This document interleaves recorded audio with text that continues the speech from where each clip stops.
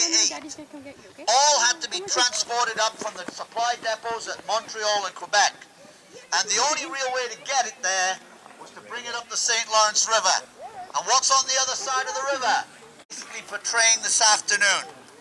One of those raids by the Americans on the small communities on this side of the river. Now, if a garrison like Prescott had a fort and a lot of troops, the smaller villages did not. They might be lucky to have a dozen local militiamen, part-timers, who were ready for action if they were called out, but they weren't real frontline troops. But they did have a system of communication with cavalry and runners to try and get messages to the other garrisons to get help if they needed it. And that's what we're going to show you today. So we have to imagine he does have pickets because he does have troops in the village. So he puts out sentries or pickets out on in front. They are the advance alarm. Now, I'm not going to tell you what's going to happen because guess what? I don't know. We're sort of talking about it. But the fact is, as it was once said, no battle plan ever. So, we do know that, for example, the Americans made use of grey uniforms. And if they didn't have grey uniforms, they used militia frock coats or civilian. I'm wearing white. Why? Well, because I'm the referee. No, it's not. It's because I'm in what's known as barracks or off-duty dress. This, as a sergeant, is what I would wear if I was working in the mess to serve the officers. It's wearing white. But it makes sense. Why? Well, simple. If you've got a red coat, or a green coat, or a blue coat, what did you have to do to the wool to get it that color? You had to dye it. And the dyes were not fast. So if you got it dirty and then you tried to wash it, what happens to the dye? So now you've got a chance of hitting the target they aimed at. And the ball would probably go in the front. But as it's soft lead, it starts to spread in the body, and as it comes out the back, it's about the size of your fist. If you got hit by a musket ball in the arm or the leg, a section of bone approximately that big would not break, it would shatter into small shards. So the arm or the leg would be hanging there. And the only thing the regimental surgeon could do would be to amputate. But remember... How loud that was. Okay. That's kind of how we roll. So the raiding party has arrived. Reload his musket. It takes 15 to 20 seconds if he's a good soldier.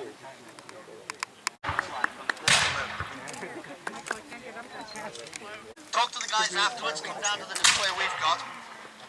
But don't like being fired. 80 to 85 going off. Add a bit of wind, 70. 20. Add a bit of rain. It doesn't matter. The Huron, the Iroquois, then a brother versus brother fight. Which is what it was. Now, at this point, the British commander is bringing out of the hand, put it against the ear and push the ear flat against the head and open the mouth wide. That is how you keep the sound from hurting you. Which guys?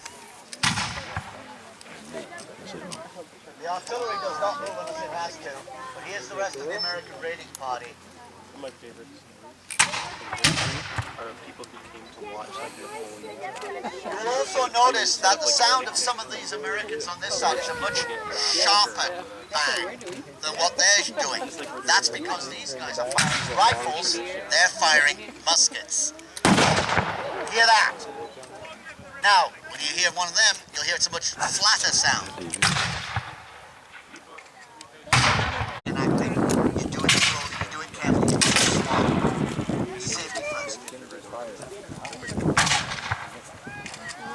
Now the Americans are obviously feeling they've got the advantage because they're moving up. it's like a clay deposit.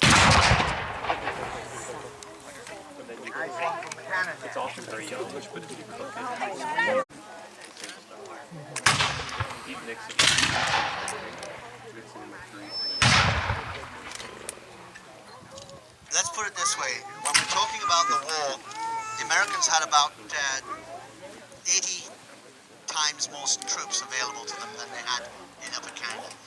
In 1812, the only thing that saved Upper Canada from American invasion and being taken over within the first 6 months were the natives. Tecumseh and the native tribes were the ones who saved Canada in 1812. The British then sent in reinforcements. They got better troops. The British got better, but the Americans got better. So it was a back and forth situation. If anybody asks you who won, then the answer is, what's the flag we're flying today? Is it the Stars and Stripes? Then it wasn't the Americans that won.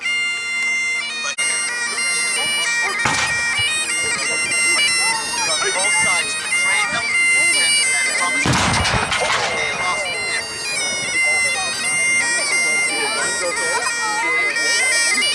War is coming in as well to watch what's going on.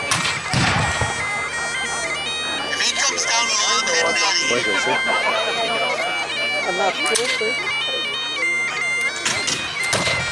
Watch the militia give a volley here. Now at this part of the battle, notice everybody went off. But as the battle progresses, you will also see that a man will, in the real battle, a soldier had no alternative but to clean his weapon. And for that you need hot water. Now can you tell me where you're going to find hot water in the middle of a battlefield? Well, you're not. But every man carries his own personal supply of warm water.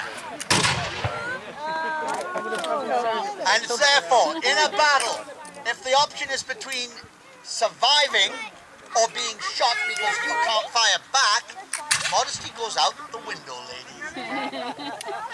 However, fortunately, we don't see that as a demonstration today, I hope.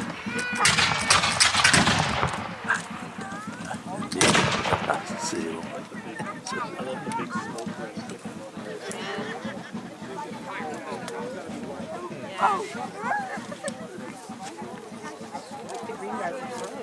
Now the Americans obviously feel that they've got nothing to worry about. They're standing, taking their position. They've got support of their artillery. The British have a piece too, but it's smaller. And they obviously are outnumbered at this point. That's reinforcements, though. But the Americans obviously also don't feel that they have an overwhelming superiority, so they're not pushing hard. I guess the natives. And as a cautious commander on the left is doing, he's not moving all his men at once. He's part of his unit forward, while the other half load. The loaded ones fire, then they move, covered by the other half of the group. So it's like a chess match where when you move by another.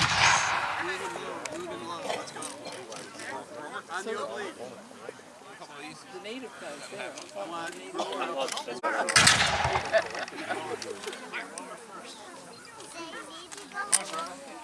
Ready? Now I should mention that the Glengarrys that are out debts from the local SDG regiment, and as such they are technically not trained yet to fire. So they'll be going through the motions. They will do everything that it is, except they don't have the real muskets. They haven't been trained yet. They're out there getting experience.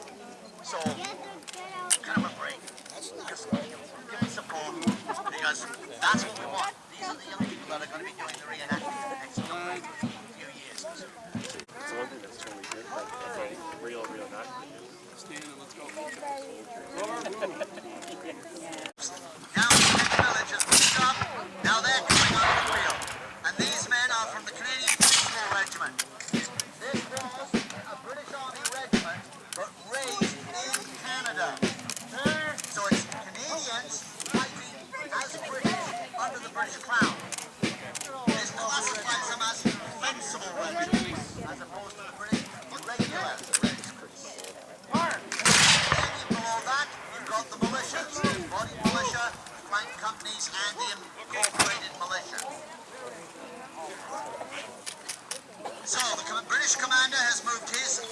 regulars, all fencibles into the center. Move these fencibles over to the flank. This is exactly what to be done. Your irregular and light troops on the flanks. You put your regulars in the center, in line. He's dressing his line, and he's about to give them the chance to put the volley on the Americans, who are in a slightly more open formation. That's why we're here.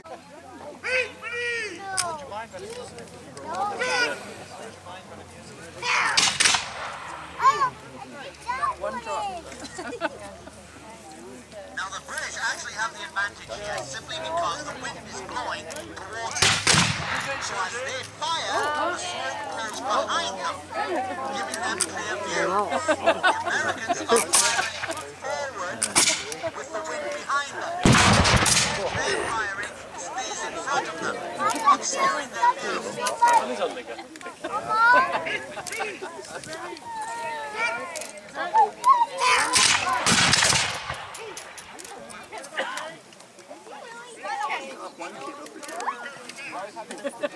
As the British redcoats fire, notice how the color of the red just disappears in the smoke. And imagine if that was hanging. Drawing slowly.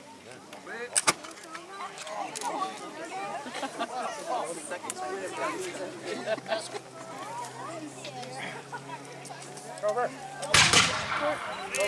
Want a vet pick? Want a vet pick?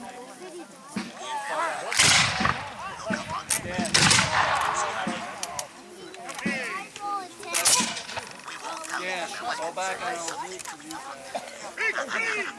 Grover, stay where you are.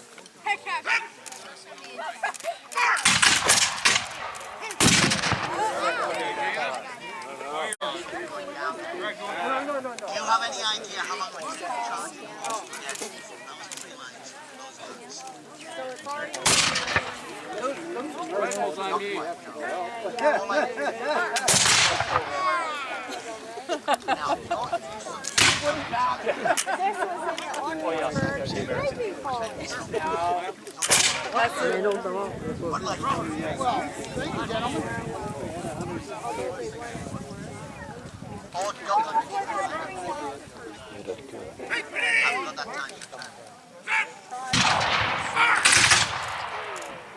notice the smoke, look at it.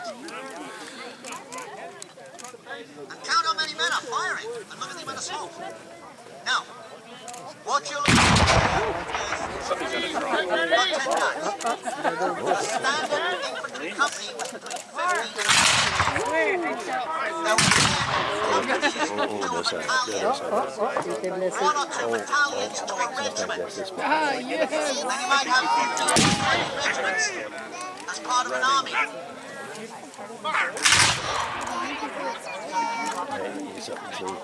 The British were supplied with weapons made in the UK or India.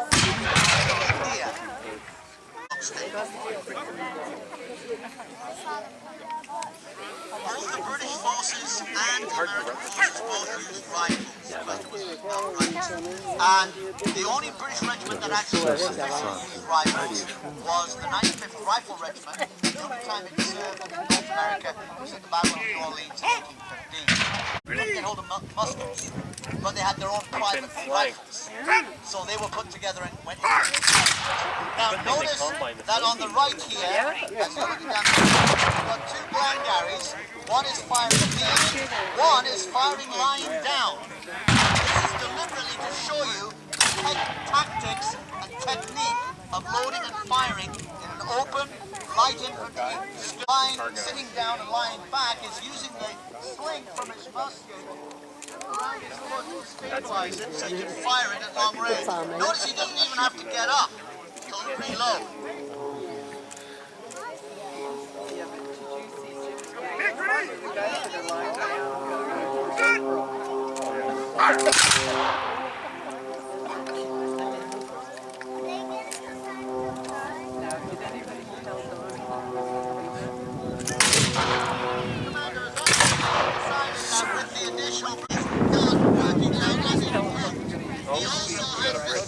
Nasty situation of there are cavalry out there on his flank, and at any moment they could come in and attack him from the rear or try to take his guns.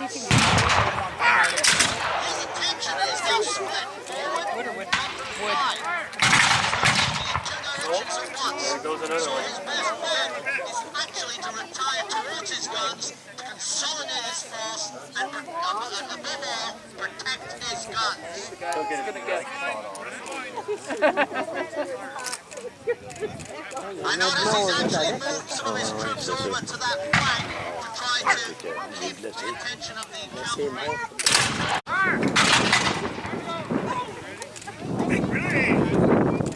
Now the British commanders obviously realise they've got the advantage. They're using the chessboard maneuver system to bring up their units one at a time, covering each other.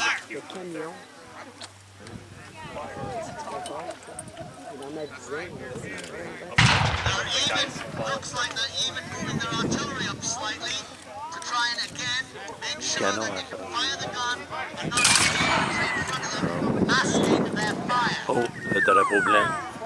Oh, the British commander is calling for parley. In other words, he wants to have a talk with the American commander. Perhaps he feels that he's, well, we don't really know what is his plan.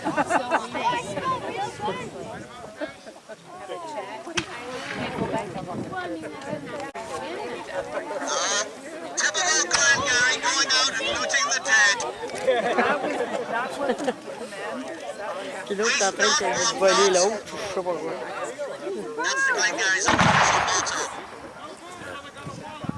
Well, the cavalry on the flank is certainly making its presence known.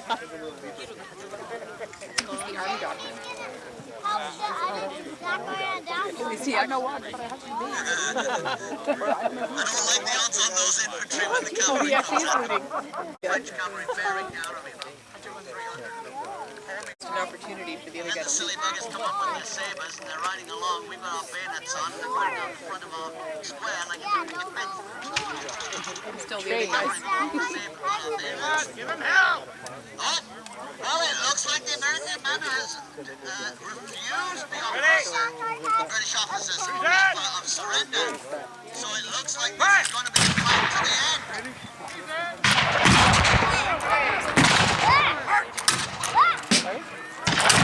Over there.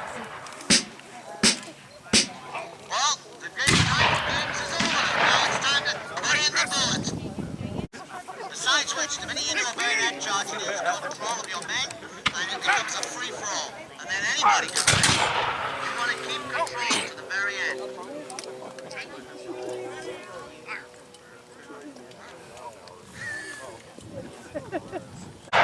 Even for the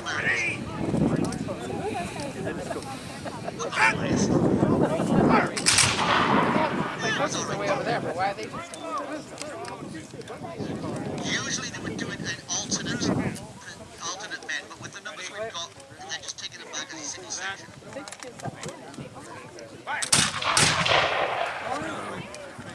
not sure what their role is? They've hired a minute. Support troops? Scouts? Maybe they're scouts. The thing is, the question was about turning your back. There's another scout that's carry the troops. As you're going back, you'll actually be about 15 seconds. And so, as you're retiring, whether you stand there facing them or you're walking away from them, you are just as defenseless as you've already fired. So you might as well gain the extra ground, reload, drop back in an organized fashion, than standing there and trying. Okay, the question is, how long would a battle last? Well, it depends entirely on whether you go with ammunition. Let's put it this way. The Battle of the Thames, when the Americans overran the British position down near Chatham. The whole battle lasted 3.5 minutes because the Americans came down with their cavalry and just ran right through the British. The Battle of Lundy's Lane, that took place at Niagara Falls, started about 8 o'clock at night and finished at about 2 in the morning. So most of the battle was fought in the darkness. 5.5 to 6 hours of solid fighting at distances way less than this. In fact, at one point in the Battle of Lundy's Lane, the British were on one side of the road. The Americans were on the other. And that's 33 feet. Maybe his powder is They've had enough. That's a tip. And so basically, without the support of his artillery, the American commander really doesn't have much option. All he can do is try and extricate himself with minimum casualties.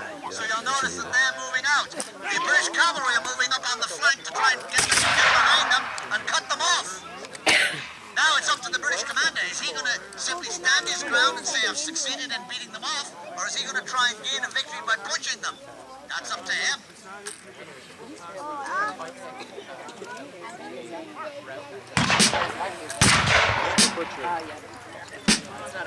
Well, he's certainly going to move forward. Oh, the American commander's giving a last fleeting, thank you very much, bye. The commander's ported the arms of his men. He's obviously moving forward. He's going to take possession of the gun the Americans have left. So, what started out as a nice idea for the Americans to get extra supplies turned into a bit of a mess. And you know what? That's exactly what most battles were. Never ended up the way you thought, but they were just as deadly, just as messy, and just as... And I want you to understand, ladies and gentlemen, that we here as real is irrelevant.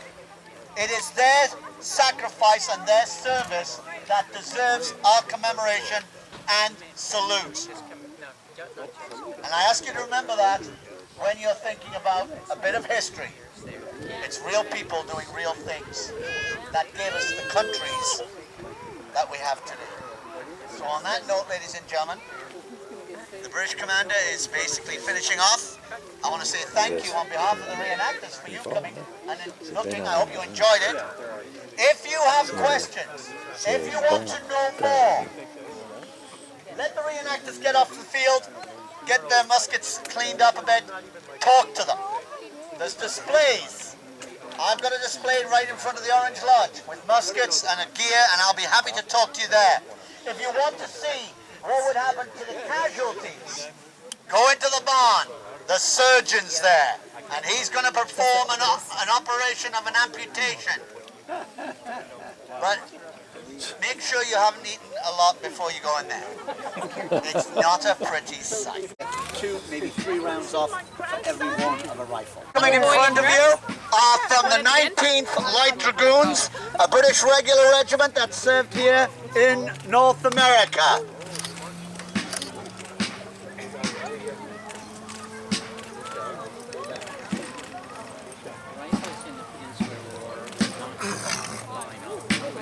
Well, they could, but generally they fought a skirmish.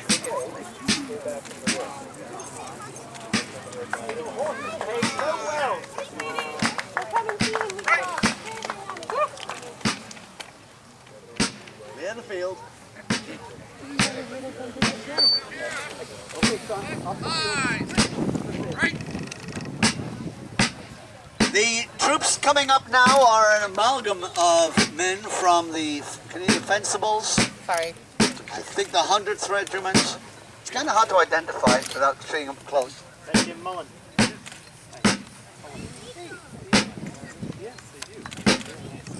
Ladies and gentlemen, give the reenactors a nice round of applause, if you please.